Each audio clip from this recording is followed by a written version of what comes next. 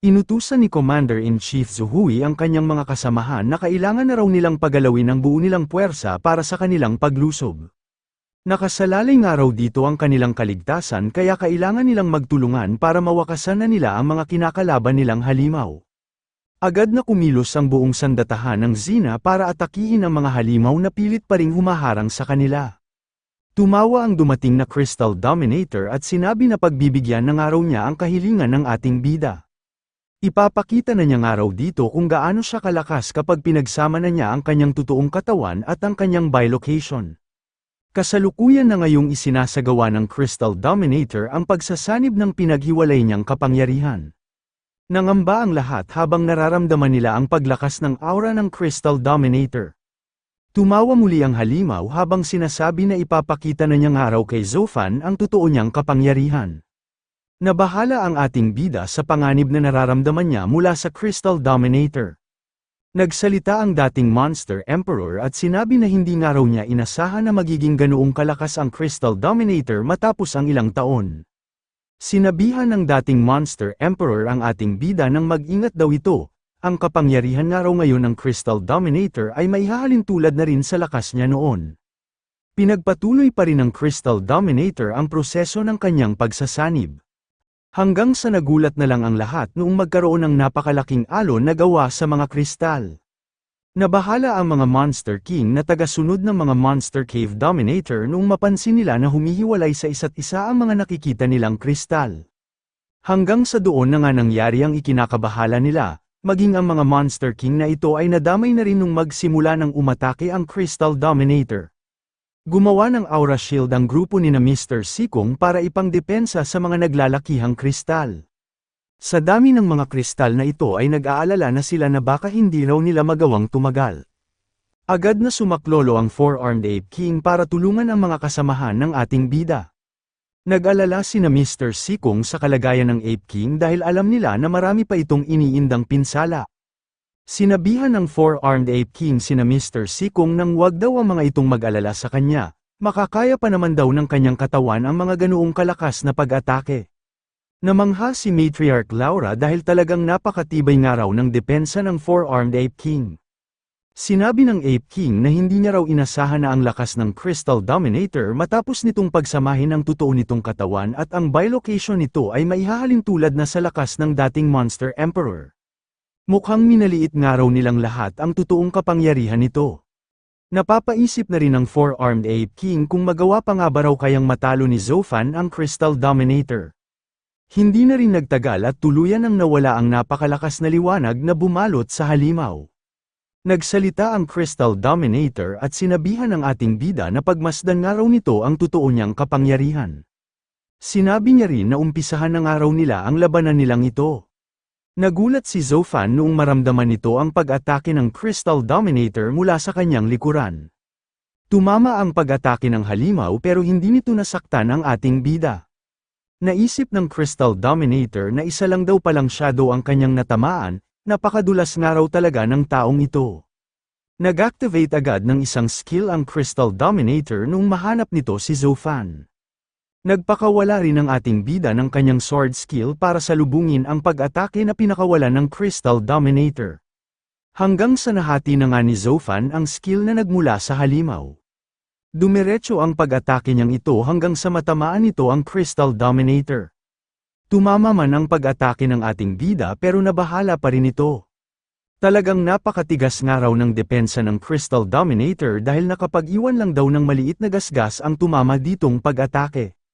Nagyabang ang Crystal Dominator at sinabi na hindi nga raw mababasag ng mga sword skill ni Zofan ang kanyang matibay na armor.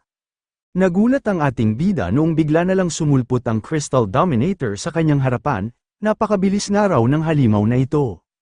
Nag-alala rin siya dahil wala na nga raw siyang oras para maiwasan pa niya ang pag-atake na gagawin nito. Tumilapon si Zofan matapos itong tamaan ng pag-atake ng Crystal Dominator. Nag-alala sina Mr. Sikong noong makita ng mga ito ang nangyari sa ating bida. Tinawag ng Crystal Dominator si Zofan at sinabi na lumabas nga raw ito. Hindi nga raw siya nito mauuto dahil alam niya nga raw na hindi pa ito patay. Nagpakita ang ating bida at sinabi na malakas nga raw ang pag-atake na tumama sa kanya, Halos masaktan ng araw siya nito. Sinabi ng Crystal Dominator na nag-warm up pa lang daw siya, ngayon pa nga lang daw magsisimula ang totoo nilang laban. Naisip ni Zofan na kahit nga raw hindi siya nasaktan, ang kanyang araw double territory ay hindi na halos na depensahan ang pag-atake ng Crystal Dominator. Maging ang kanyang araw divine armor ay nagkaroon na rin ng sira. Naisip niya rin ang napakatibay na depensa ng Crystal Dominator, kahit nga raw ibigay niya ang buo niyang lakas gamit ang kanyang Ice God Sword ay nakakapag-iwan lang siya dito ng maliit na gasgas. Hindi nga raw magiging maganda para sa kanya kapag nagpatuloy na ganoon ang sitwasyon ng kanilang labanan. Simula nga raw ng pagsamahin na ng Crystal Dominator ang bilocation nito at ang totoo nitong katawan ay naging napakalakas na raw nito kumpara sa ibang mga Monster Dominator. Napakaliit na nga lang daw ang pag-asa niyang manalo laban sa halimaw na ito. Nagtanong si Zofan sa dating Monster Emperor kung may alam ba raw itong paraan para matalo ang Crystal Dominator at kung paano mabasag ang depensa nito. Sumagot ang dating Monster Emperor na ibang-iba na nga raw ngayon ang Crystal Dominator kumpara noon, naging napakalakas na nga raw nito matapos ang ilang taon. Pero may paraan nga raw siya para mabasag ang depensa nito. Tinanong ng ating bida kung paano raw ito, kaya pinaliwanag na rin agad ito ng dating Monster Emperor. Nagtanong ang Crystal Dominator kung bakit hindi pa raw umaatake si Zofan, mukhang balak pa nga raw nitong makipaglaro ng patagalan sa kanya. Sinabi ng Crystal Dominator na dahil ayaw pa nga raw umatake ng ating bida, siya na nga lang daw ang aatake dito. Tinanong din ng halimaw si Zofan kung hanggang doon na lang ba raw ang makakaya nito, nagyabang din ito na sa totoo nga lang daw ay hindi pa niya ginagamit ang buo niyang lakas. Sinabi rin ng Crystal Dominator na kung wala na nga raw ipapakita ang ating bida ay maghanda na nga lang daw ito para mamatay. Nagulat ang halimaw noong makita niya na sabay-sabay na winasak ni Zofan ang lahat ng mga pinakawalan niyang pag-atake. Hanggang sa bigla na lang itong lumapit sa kanya para atakihin siya ng direkta. Napansin ng Crystal Dominator ang sandata na ipinangatake sa kanya ng ating bida, dito na nga raw pala ibinigay ng Monster Emperor ang sungay nito. Nakaramdam ng galit ang Crystal Dominator at sinabi na sa kanya nga raw dapat mapapunta ang sandata na gamit ngayon ni Zofan. Sa galit nito ay agad itong nagpakawala ng dalawang malakas na pag-atake patungo sa ating bida. Tinuruan ng dating Monster Emperor ang ating bida nang wag nga raw muna nitong gamitin ang espada nito, ang ipangdepensa nga raw nito ay ang sungay na kanyang ibinigay. Sumunod naman agad ang ating bida at inipon sa natanggap niyang Monster Emperor's Horn ang kanyang kapangyarihan. Matapos noon ay doon na niya kinaharap ang pag-atake na ibinato ng Crystal Dominator. Nag-alala si Mr. Sikong noong nakita nila na hindi nakaiwas ang ating bida. Maging si Matriarch Laura ay nag-alala rin kung ano na raw kaya ang magiging kalagayan ni Zofan. Sinabihan ng Crystal Dominator ang dating Monster Emperor na imbis nga raw na ibigay nito sa kanya, ay ibinigay pa nga raw nito sa isang tao ang simbolo ng pamumuno ng kanilang monster race. Kung hindi nga raw ito mapupunta sa kanya ay wawasakin na lang niya ito. Napahinto sa pagyayabang ang Crystal Dominator noong may naaninag itong anino mula sa makapal na usok. Hanggang sa nagulat na lang siya noong makita niya na nakaligtas nga ang ating bida. Sinabi ng Crystal Dominator na mukhang mahihirapan nga raw siyang matalo agad si Zofan lalo na't gamit nito ngayon ang sungay na ibinigay ng dating Monster Emperor. Nagulat si Zofan noong malaman nito na isa palang mahalagang sungay ang gamit niya ngayong sandata. Tinanong ng Crystal Dominator ang ating bida kung hindi ba raw ito ipinaliwanag ng dating Monster Emperor. Pero hindi na nga raw mahalaga kung nakay Zofan man ang Monster Emperor's Horn, wawasakin na nga lang daw niya ang sungay na ito para siya na ang maging bagong Monster Emperor. Sumugod na muli ang Crystal Dominator para atakihin ang ating bida. Muli na namang ginamit ni Zofan ang Monster Emperor's Horn para ipangtapat sa kalaban niyang halimaw. Nagpalitan ang dalawang ito ng pagpapakawala ng mga naglalakasang pag-atake. Sa tindi ng kanilang paglalaban ay halos mawasak na ang buong divine armor na suot ng ating bida. Nagtamo na rin ng maraming pinsala ang Crystal Dominator nang dahil sa mga pag-atake na nakalusot sa kanyang depensa. Namangha ang Crystal Dominator sa lakas ng Monster Emperor's Horn, gamit nga raw ito ay nagagawa na siya ngayong masugatan ni Zofan. Pero sinabi rin ng Crystal Dominator na wala nga raw siyang dapat na ipag-alala lalo na't sa lahat ng mga Monster Dominator ay siya ang may pinakamabilis na regeneration ability.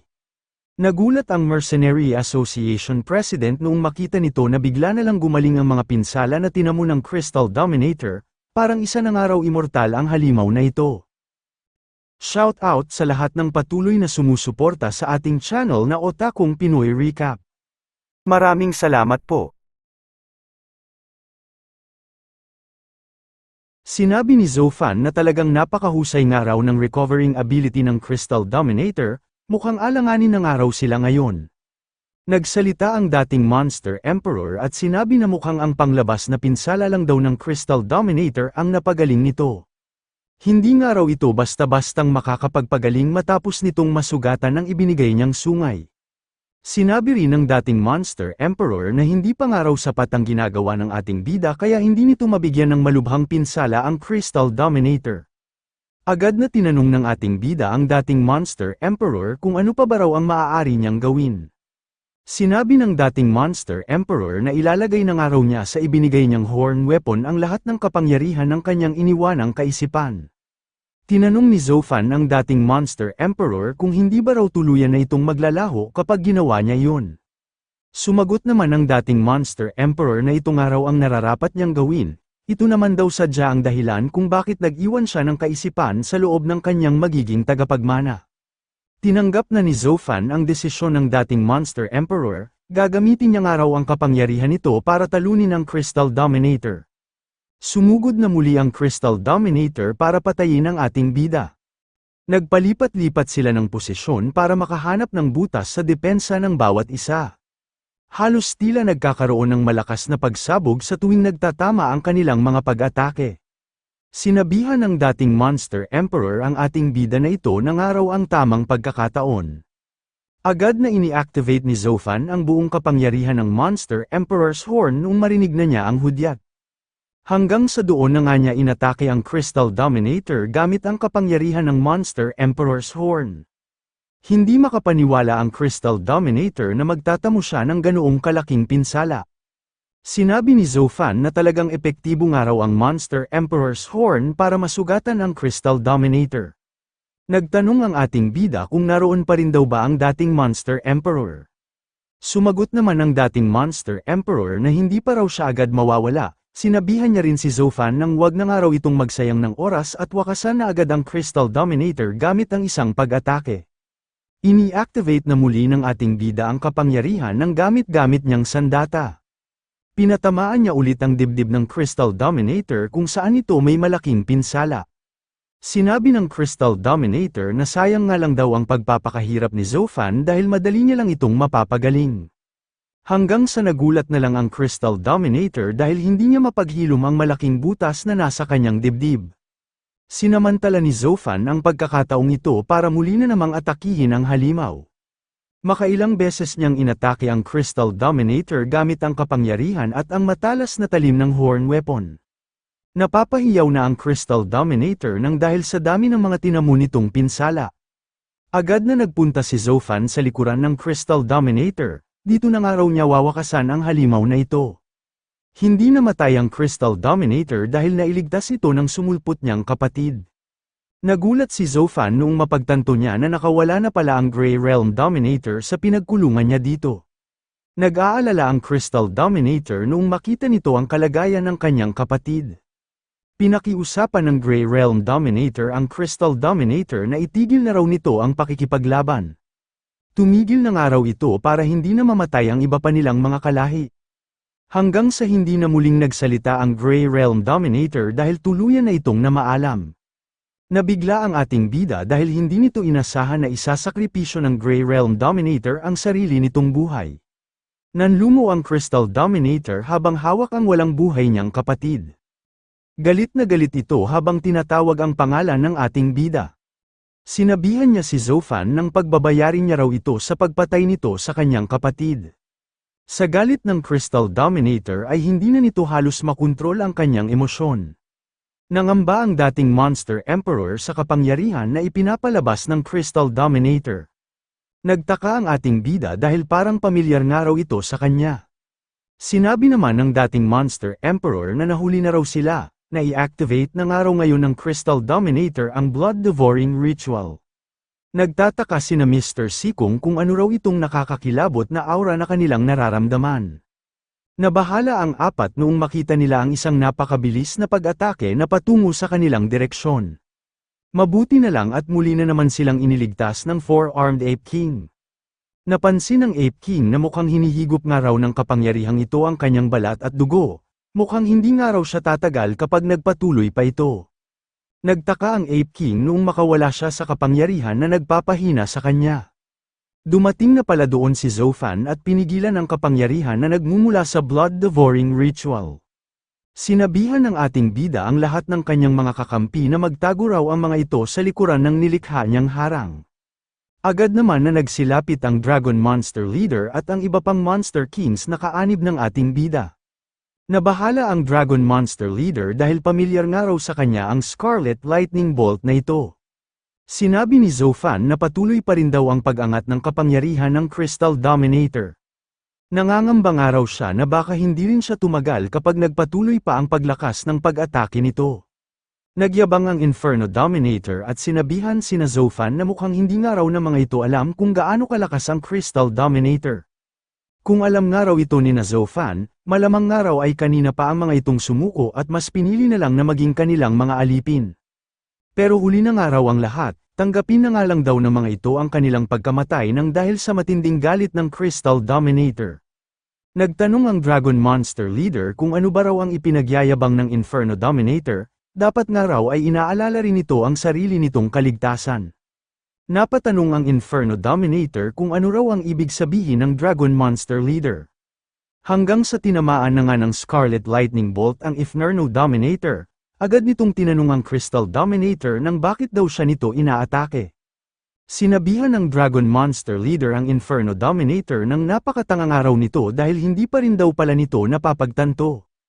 Hindi ba raw ito nagtataka kung bakit pamilyar sa kanilang lahat ang nagkalat na Scarlet Lightning Bolts?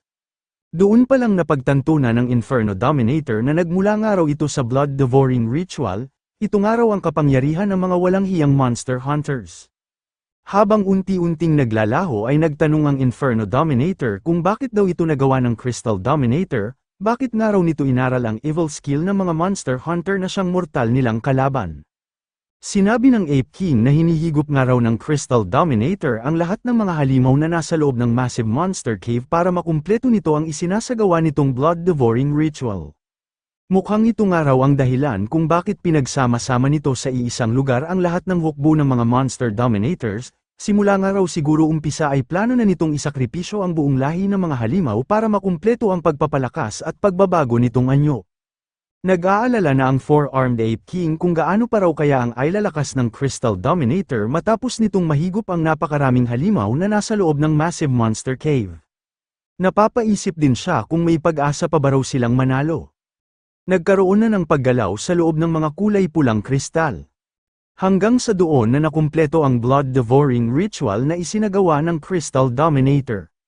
Ngayon nga raw ay mas malakas na ang kapangyarihan niya kumpara sa kapangyarihan ng dating Monster Emperor, masasabi na niya nga raw na siya na talaga ngayon ang pinakamalakas sa buong lahi ng mga halimaw.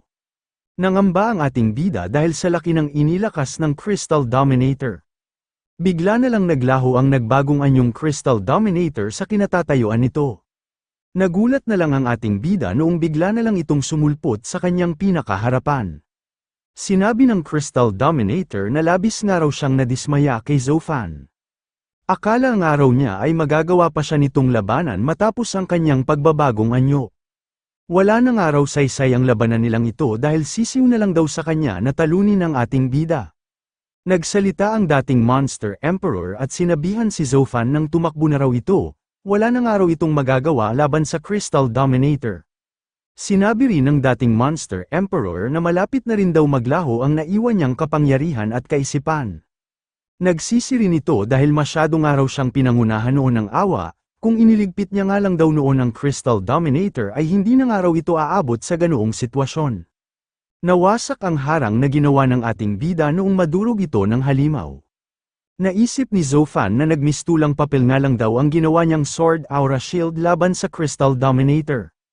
Agad na sinaluni na Mr. Sikong ang bumagsak na si Zofan, nag-aalala silang lahat dahil malubha na ang kondisyon nito. Sinabi ng Crystal Dominator na napakahina nga raw ng ating bida, hindi man lang daw nito magawang tumagal sa kanyang pag-atake. Talagang mas lalo nga lang daw siyang nadidismaya dito, pero wag nga raw itong mag-alala dahil hindi niya naman ito agad papatayin.